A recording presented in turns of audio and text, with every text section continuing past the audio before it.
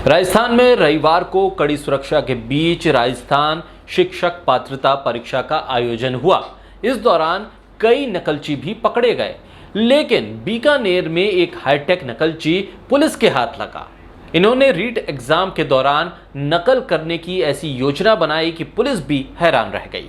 हालांकि एग्जाम से पहले ही नकलची गिरोह के सदस्य को पुलिस ने अपनी गिरफ्त में ले लिया। राजस्थान सरकार ने नकल रोकने के लिए रीट के दौरान इंटरनेट ही बंद कर दिया। बीकानेर के इस नकल गैंग ने इंटरनेट का उपयोग ही नहीं किया।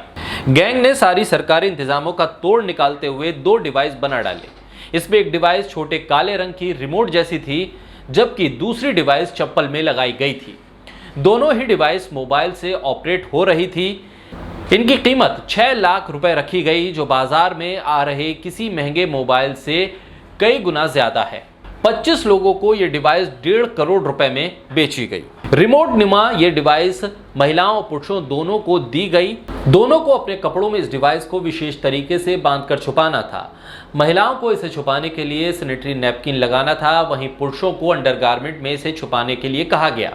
ऐसे में चूरू के रतनगढ़ में रहने वाली एक महिला को गिरफ्तार भी किया गया है। रिमोट जैसा यह डिवाइस 8 सेंटीमीटर लंबा और 4 सेंटीमीटर चौड़ा है। इसमें मोबाइल के सभी उपकरण फिट किए गए। बैटरी, सिम और मोबाइल चिप का इस्तेमाल किया गया। जांच में सामने आया है कि इस डिवाइस में किसी तरह का बटन भी नहीं है, सीधे कॉल से ये जुड़ता है। लड़कों को इसे अंडरगारमेंट में बांधने के लिए एक धागा भी इसमें लगाया गया। वहीं महिलाओं के लिए बने इस रिमोट में धागा नहीं था और इस रिमोट से जुड़ा एक ब्लूटूथ मिनी ईयरफोन अभ्यर्थियों को कान में लगाना था। इस गैंग ने नकल कराने के लिए चप्पल में भी मोबाइल तैयार किया। गैंग ने बाजार से वो चप्पल खरीदी जिन्हें बीच में से काटकर आसानी से वापस जोड़ा जा सके। स्पंज वाली इन चप्पलों के बीच में से काटकर उसके सोल यानी कि चप्पल के निचले हिस्से को अलग किया गया और उसके निचले हिस्से में चाकू से कटिंग की गई। मोबाइल, बैटरी, मदरबोर्ड और अन्य मशीनरी के साथ सिम के लिए जगह रखी गई। मोबाइल की सारी मशीनरी फिट करने के साथ ही सिम कार्ड लगाने के लिए स्लॉट रखा गया। सब कुछ फिट करने के बाद चप्पल के ऊपरी हिस्से को वापस जोड़ दिया गया।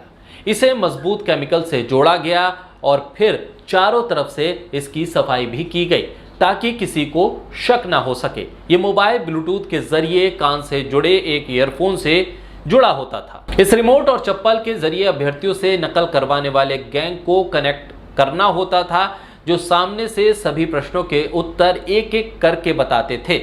अभ्यर्थियों के कान में लगे इस मिनी ईयरफोन के माध्यम से पूरा आंसर पहुंच जाता था। कुल 25 रिमोट और चप्पल के जोड़े तैयार किए गए थे। रिमोट नुमा डिवाइस और चप्पल को बनाने का काम मास्टरमाइंड तुलसीराम और मदन ने किया। फिर ग्राहक ढूंढना शुरू किए गए। इसके साथ 5 से 6 लोगों का पूरा स्टाफ भी इस काम में जुट गया। यही स्टाफ लोगों से संपर्क करता था। वह लोग ये देखते थे कि नकल करने में सामने वाला शख्स सक्षम है कि नहीं, उनकी कीमत दे सकेगा या नहीं। अलग अलग लोगों से मुलाकात के बाद बाकायदा चयन किया गया। इसमें बीकानेर, अजमेर, नागौर, सीकर और जोधपुर के अभ्यर्थी इसमें शामिल रहे, जिनको ये डिवाइस दी गई।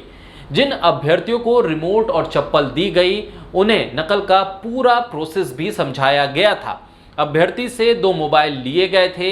एक मोबाइल को खोलकर उसके सारे हिस्से रिमोट और चप्पल में फिट कर दिए गए, जबकि दूसरा मोबाइल सरगना ने अपने पास रखा। यह तय हुआ था कि परीक्षा शुरू होने के साथ ही सभी 25 मोबाइल सामने रखकर एक साथ उत्तर दिए जाएंगे। नकल के लिए इस गैंग को पेपर मिला या नहीं, ये अभी तय नहीं हो पाया है। बीकानेर पुलिस इसकी जांच कर रही है।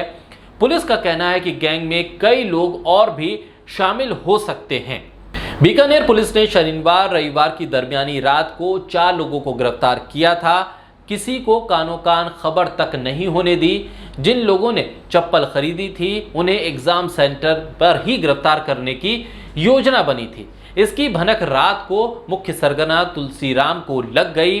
ऐसे में वो फरार हो गया। कुछ अभ्यर्थियों को भी इसके बारे में पता चला। ऐसे में वो अभी सेंटर पर परीक्षा देने भी नहीं आए।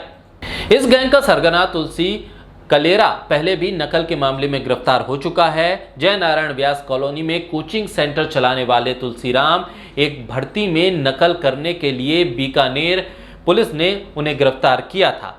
तब एक प्राइवेट स्कूल और एक इंस्टीट्यूट के संचालक भी इस मामले में फंसे थे। कई दिन जेल में रहने के बाद उसे जमानत मिल गई, लेकिन एक बार फिर इस मामले में वो फरार है और इस नकल की योजना को लेकर और चर्चा में भी है। आपको हमारा वीडियो कैसा लगा कमेंट बॉक्स में जरूर बताइए। साथ ही हमारे यूट्यूब चैनल सनराइज न्यूज़ को लाइक कीजिए, सब्सक्राइब कीजिए और कीजिए शेयर।